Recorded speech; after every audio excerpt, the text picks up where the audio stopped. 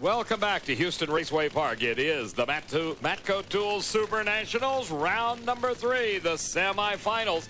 By the way, 7 o'clock Monday through Friday on ESPN2 is your time for RPM Tonight. Host John Kernan's got all the info on the latest racing information from all forms of motorsports, including this, NHRA Winston drag racing. For more, log on to ESPN.com, part of the Go Network, go.com. Here we go, semi-final round of Funny Car. This pairing finds John Force against Jerry Tolliver. The other side of the ladder, we'll see these two go at it. The WWF car of Epler against Tommy Johnson Jr. Here, John Force holds the lane choice over Tolliver, but at stake is an additional $100,000 as part of that Winston No Bull Challenge, and it's Jerry Tolliver that had his number drawn out of the pool. Well, let's be honest. Austin Coyle knows what he's doing. He's tuned this car to how many 481s this weekend, too, in qualifying. He ran great first round with a 484. He's not going to run another 506. He's going to go A to B. He's going to go a mid 480. And we got to see what Rob Flynn has in store for Jerry Tolliver. But you see, the Castrol team taught everybody else in the field a bone when they went out and said, hey, we're human too. Look, mistakes can be made. We can smoke the tires. We can do all of that. So all of a sudden, Tolliver, in his own mind, and you and I both agree that this is as much psychological as it is physical, says, hey, I really do have a shot at it. Nobody beats Force in a psychological game. I mean, the guy is the best. He drives good. He's got Coyle with him. He's got Bernie. I mean, there's no psychological game to be played with Force. And if you run out of help there, you can go over and pick up the whole crew off the Tony Pendragon car.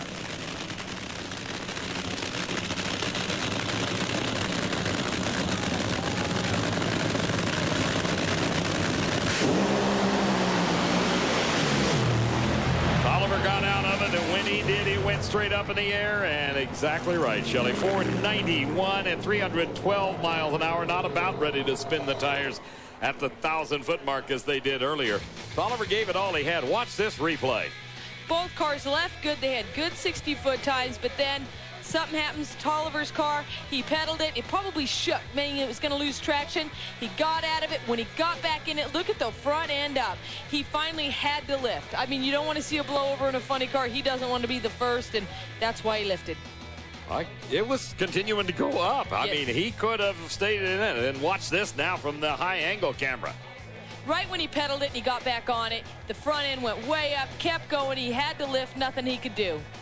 Well, we're going to have a treat for you, folks. You ever want to ride in one of these rigs? Here you go. Whoa, the horizon disappeared. And you saw how quick that happened. I mean, he was looking at sky there for a little while, and he lifted. Everything's fine, and Force is back on his game.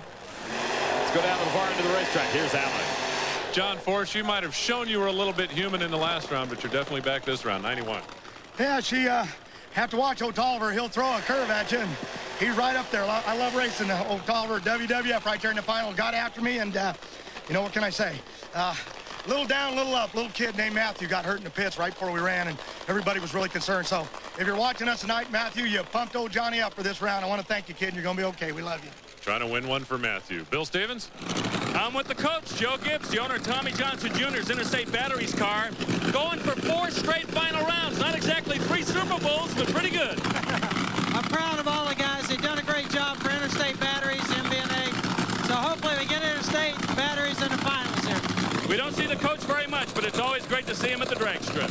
It is indeed a very busy man, not only with his television commitments in the NFL, he also has got a couple of Winston Cup teams and a Busch team as well, and the 2 teams over here in drag racing. Tommy Johnson Jr. trying for actually 5 final round appearances consecutively.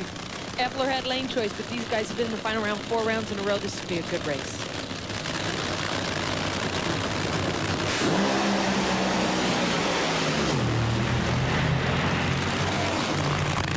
.491 with a 0 when you carry the timing out to the thousandths.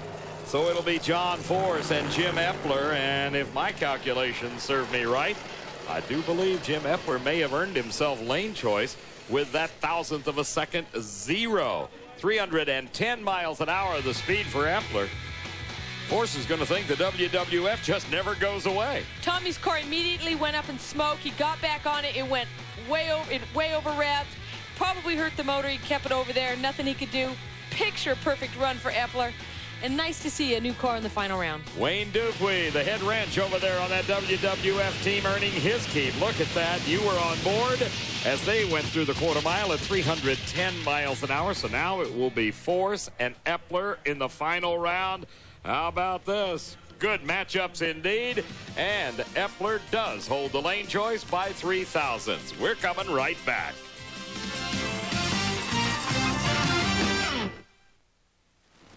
Welcome back to Houston Raceway Park. Let's go down to the far end of the track. Here's Alan. Jim Epler, John said he loves racing the WWF. Well, you guys get another shot at him. Hey, it'll be a great show. I tell you, Force has been the class of the field this weekend, but our WWF team has really been coming along great. That was a good straight run. TJ's been running awful good, so hey, the final round's going to be exciting. Lane choice. Hey, this one maybe for my mom. Well, Force took out Stone Cold. Let's see if he's got anything for the Undertaker. And that'll be the finals coming up in just a bit. Here is the semifinal pairings for Top Fuel. How about Tony Schumacher and Gary Scelzi and Bob Van Griff Jr. and Larry Dixon. This match finds Dixon, who has been remarkably consistent this weekend, ranging from a 457 to a 462. The whole spread of times, qualifying and eliminations, fit between that 500th of a second gap. 6 runs in that gap, but that's amazing. But then this is the number 2 qualifier, Bob Vandergriff. He's got Ray Alley. He ran really good in the second round. He ran a 459. Dixon has lane choice for the 457. They ran faster, so they got the horsepower.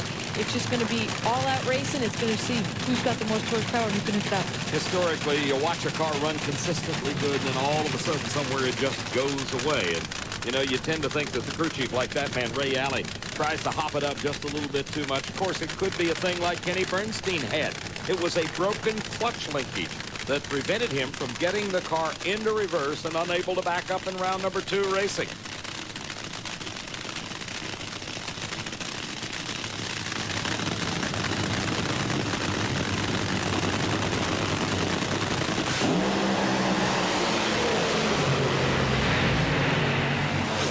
Wow, does Dick LaHaye have the handle on that car? Another one, 458 at 314 miles an hour.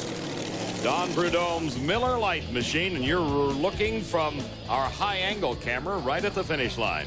Boy, Larry Dixon had a great reaction time. He left on Bob by a little bit, but you know what? This car is still dropping cylinders. He still ran 314 miles an hour. That's amazing. So what you're saying is if you could ever get that raw fuel to stop coming out of the pipes and the lights, he'd be even quicker and faster. That's what he's hoping for in the final. Well, he'll race the winner of our next pair, and it is Tony Schumacher. Well, this is the race that everybody on the team says, oh, we got to win this one, because if they do, they clinch the Winston Championship for 1999, and what a tribute it would be.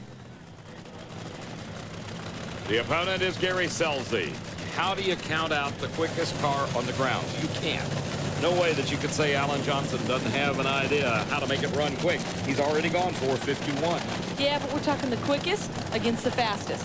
Tony Schumacher is the fastest top fuel dragster, and last round he ran 325 miles an hour, and you know what? He's driving great. He had a 485 reaction time in the last round. Pressure is not getting to him. Gary Scelzi only had a 567. We talk a lot about reaction time and how much time it takes to react to that flash of yellow. We'll get more on that in a moment. Right now, let's go down to Bill Stevens.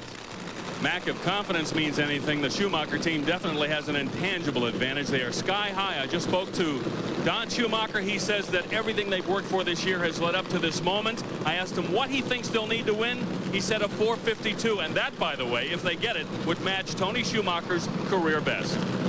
452, that's an impressive time, which indicates that they think Gary Scelzi is going to be way down there in the bottom as well. Down at the far end of the track, let's go down to Alan Reinhart with Larry Dixon. Larry Dixon, this car has been perfect all day, and now you're going to the final. Yeah, it was great. What did it run? 58. 58. It's a bracket car. Dick LaHaye's running real strong.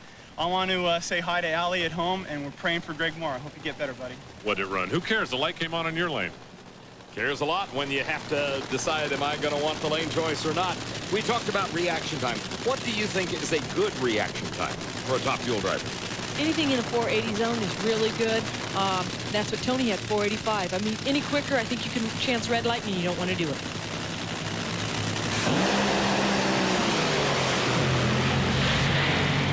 It will be Pomona in 2 weeks before the Winston Championship is concluded as Tony Schumacher goes up in smoke right off the starting line. And manhandling the race car to a stop is Gary Scelzi, who went 4.480, a new national record by 0.06 of a second. 312 miles an hour. Well, Tony Schumacher instantly went up in smoke, but look at a 448 in the other lane. He was right. I mean, he said he was going for a 452. He ran he smoked the tires, but he had to go for it. And Gary Scelzi left on Tony too. So Gary did his job, Alan did his job, and that car's in the final. How about this? We'll have to double check with the statisticians, and it's mixing it up at the top end, but it was running hard. Watch the reaction when the 448 comes up on the scoreboard. That's what he came into this race for, trying to set a national record and pick up the extra 20 bonus points to move him up even higher in the top 5 in the Winston points chase. We're coming back with more racing action. Stay with us.